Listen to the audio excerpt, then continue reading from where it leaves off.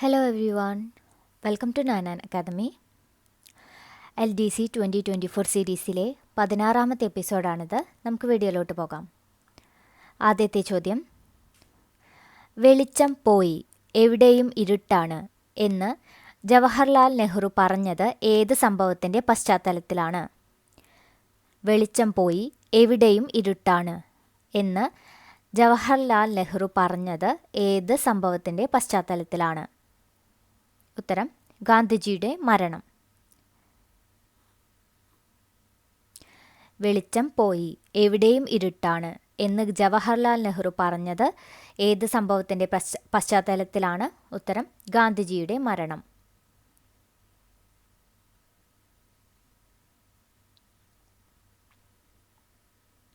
രണ്ടാമത്തെ ചോദ്യം, ഇരുണ്ട പശ്ചാത്തലത്തിലെ പ്രകാശമാനമായ ബിന്ദു എന്ന് ഝാൻസി റാണിയെ വിശേഷിപ്പിച്ചത്? ഇരുണ്ട പശ്ചാത്തലത്തിലെ പ്രകാശമാനമായ ബിന്ദു എന്ന് ഝാൻസി റാണിയെ വിശേഷിപ്പിച്ചത് ആരാണ്? ഉത്തരം ജവഹർലാൽ നെഹ്റു. ഇരുണ്ട പശ്ചാത്തലത്തിലെ പ്രകാശമാനമായ ബിന്ദു എന്ന് ഝാൻസി റാണിയെ വിളിച്ചതാരാണ്? ജവഹർലാൽ നെഹ്റു.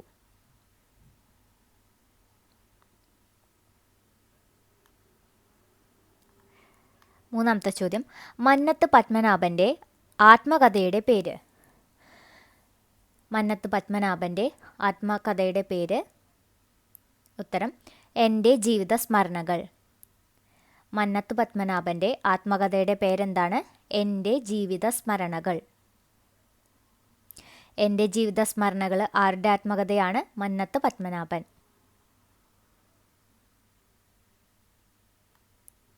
അടുത്ത ചോദ്യം, പ്രവർത്തിക്കുക അല്ലെങ്കിൽ മരിക്കുക എന്ന് ഗാന്ധിജി പറഞ്ഞ അവസരം? പ്രവർത്തിക്കുക അല്ലെങ്കിൽ മരിക്കുക എന്ന് ഗാന്ധിജി പറഞ്ഞ അവസരം ഏതാണ്? ക്വിറ്റ് ഇന്ത്യ സമരം. ക്വിറ്റ് ഇന്ത്യ സമരത്തോടനുബന്ധിച്ച് ഗാന്ധിജി പറഞ്ഞ വാക്കുകളാണ് പ്രവർത്തിക്കുക അല്ലെങ്കിൽ മരിക്കുക.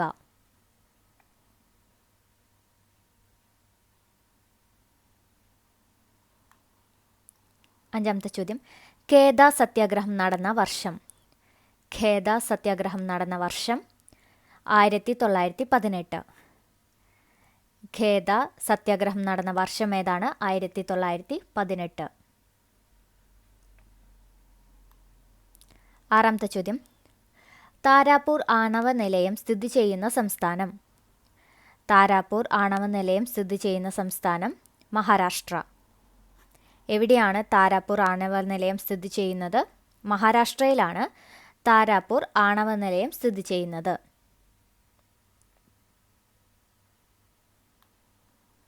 അടുത്ത ചോദ്യം, ബർദോളി സത്യാഗ്രഹത്തെ തുടർന്ന് വല്ലഭായ് പട്ടേലിന് സർദാർ എന്ന പേര് നൽകിയത് ആരാണ്?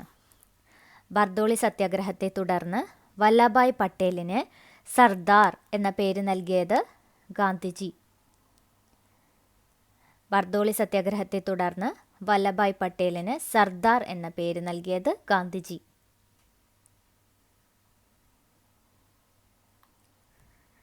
എട്ടാമത്തെ ചോദ്യം,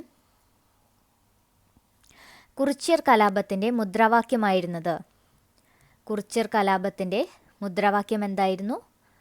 ഉത്തരം വട്ടത്തൊപ്പിക്കാരെ പുറത്താക്കുക. കുറിച്യർ കലാപത്തിൻ്റെ മുദ്രാവാക്യം എന്തായിരുന്നു? വട്ടത്തൊപ്പിക്കാരെ പുറത്താക്കുക.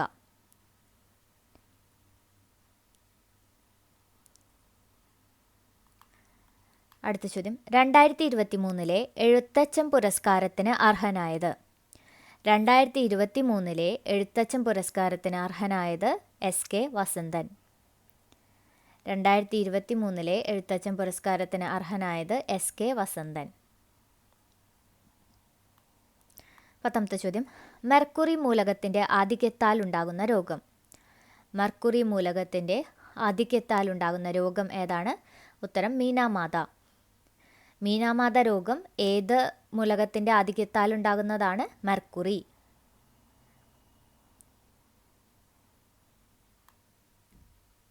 പതിനൊന്നാമത്തെ ചോദ്യം, ELISA test, western blot test എന്നിവ ഏത് രോഗം നിർണ്ണയിക്കാനാണ് നടത്തുന്നത്? ELISA test, western blot test എന്നിവ ഏത് രോഗം നിർണ്ണയിക്കാനാണ് നടത്തുന്നത്? ഉത്തരം എയ്ഡ്സ്. ഏത് രോഗം നിർണ്ണയിക്കാനാണ് ELISA test, western blot test ഇവയൊക്കെ നടത്തുന്നത്? ഉത്തരം എയ്ഡ്സ്. 12ാമത്തെ ചോദ്യം, മന്ദരോഗം പരത്തുന്ന ജീവി. മന്ദരോഗം പരത്തുന്ന ജീവി ഏതാണ്? ഉത്തരം ക്യൂലക്സ് പെൺകൊതുകുകൾ. മന്ദരോഗം പരത്തുന്ന ജീവി ഏതാണ്? ക്യൂലക്സ് പെൺകൊതുകുകൾ.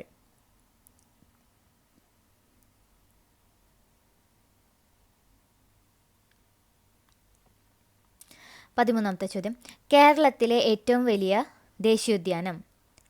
കേരളത്തിലെ ഏറ്റവും വലിയ ദേശീയോദ്യാനം ഏതാണ്? ഉത്തരം ഇരവികുളം ദേശീയോദ്യാനം, ഇടുക്കി. കേരളത്തിലെ ഏറ്റവും വലിയ ദേശീയോദ്യാനം ഇരവികുളം ദേശീയോദ്യാനം, ഇടുക്കി.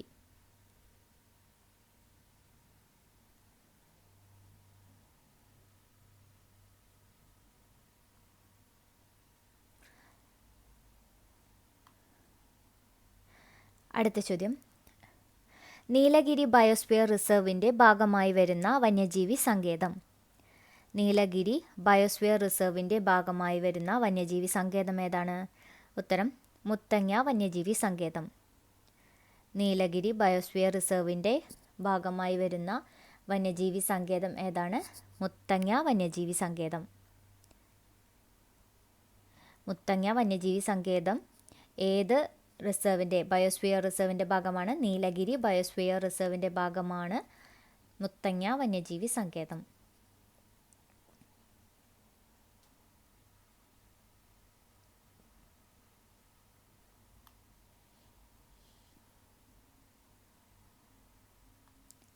15ാമത്തെ ചോദ്യം, പ്രാചീന കാലത്ത് ചൂർണി എന്നറിയപ്പെട്ടിരുന്ന നദി.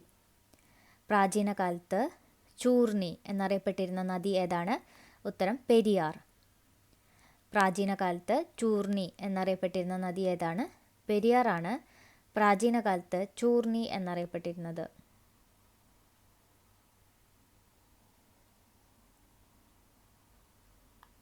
16ാമത്തെ ചോദ്യം, ദണ്ഡിയ നൃത്തരൂപം പ്രചാരത്തിലുള്ള സംസ്ഥാനം. ദണ്ഡിയ നൃത്തരൂപം പ്രചാരത്തിലുള്ള സംസ്ഥാനം ഏതാണ്? ഉത്തരം ഗുജറാത്ത്. ദണ്ഡിയ നൃത്തരൂപം പ്രചാരത്തിലുള്ള സംസ്ഥാനം ഏതാണ്? ഉത്തരം ഗുജറാത്ത്.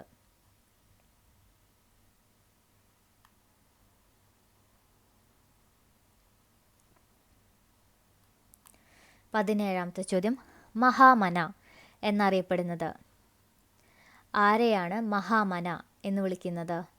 ഉത്തരം മദൻ മോഹൻ മാളവ്യ. മഹാമന എന്നറിയപ്പെടുന്നത് ആരാണ്? മദൻ മോഹൻ മാളവ്യ. മഹാമന എന്നറിയപ്പെടുന്നത് ആരാണ്?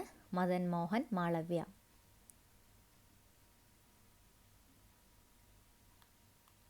18ാമത്തെ ചോദ്യം, വന്ദേമാതരത്തിൻ്റെ ഇംഗ്ലീഷ് പരിഭാഷ നിർവഹിച്ചത്. വന്ദേമാതരത്തിൻ്റെ ഇംഗ്ലീഷ് പരിഭാഷ നിർവഹിച്ചത് ആരാണ്? ഉത്തരം അരബിന്ദ ഘോഷ്. വന്ദേമാതരത്തിൻ്റെ ഇംഗ്ലീഷ് പരിഭാഷ നിർവഹിച്ചത് അരബിന്ദ ഘോഷ്.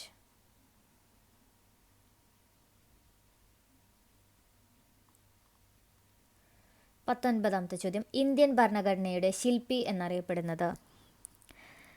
ഇന്ത്യൻ ഭരണഘടനയുടെ ശില്പി എന്നറിയപ്പെടുന്നത് ഡോക്ടർ BR അംബേദ്കർ. ഇന്ത്യൻ ഭരണഘടനയുടെ ശില്പി എന്നറിയപ്പെടുന്നത് ഡോക്ടർ BR അംബേദ്കർ. 20ാമത്തെ ചോദ്യം, പൗരത്വത്തെക്കുറിച്ച് പ്രതിപാദിക്കുന്ന ഭരണഘടനയിലെ ഭാഗം. പൗരത്വത്തെക്കുറിച്ച് പ്രതിപാദിക്കുന്ന ഭരണഘടനയിലെ ഭാഗം ഏതാണ്? ഭാഗം 2. ഭരണഘടനയിലെ ഭാഗം 2 പ്രതിപാദിക്കുന്ന വിഷയം എന്താണ്? പൗരത്വം. പൗരത്വത്തെക്കുറിച്ച് പ്രതിപാദിക്കുന്ന ഭരണഘടനയിലെ ഭാഗം 2. 20 ചോദ്യങ്ങളാണ് വീഡിയോയിൽ. റിവൈസ് ചെയ്യുക. Thank you.